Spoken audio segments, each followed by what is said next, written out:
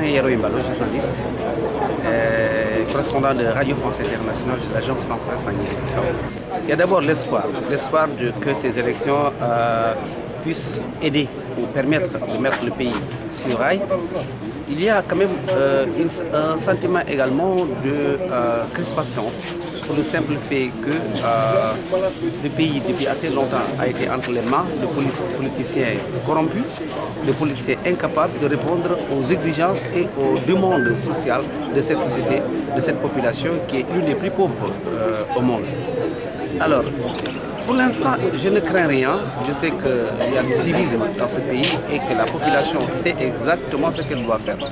Mais le problème, c'est qu'il y a les jeux qui sont hors du processus, c'est-à-dire des mains ou des influences externes qui ne sont pas de nature à calmer vraiment nos esprits quant à l'issue, je veux dire à la fin des votes, pour ce qui est à la fin du vote, pour ce qui est quand même du comptage, pour donner les résultats, disons, c'est une première tendance des résultats.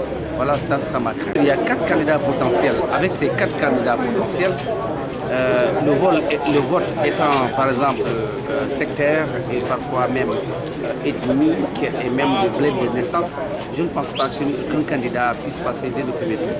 Alors nous avons d'abord le parti au pouvoir qui a toute sa machine derrière, et il y a eu la tête de file de l'opposition qui a également une machine.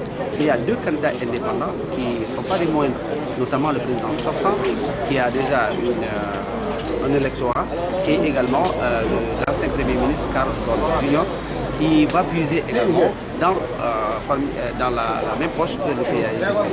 Il y a quand même, quand je parle de vote ethnique, il y a Nounou Gomes Nabian qui met ensemble le PRS et également l'Assemblée du peuple uni, mais qui compte beaucoup sur l'électorat Balante, les Balantes étant environ 40% de la population, mais avec un électorat de 22%. Ce qui est sûr, c'est que ces 22% déjà ouvrent les portes également à les chances à ce candidat probablement d'être un véritable outsider. Ça doit être un choix sur le programme. Mais malheureusement, nous avons 90% de la population qui ne sait ni lire ni écrire. Là, quand on parle de programme, ça pose problème. Ceux qui doivent voter, ceux qui vont se baser sur les programmes, ils ne seront qu'une infime minorité.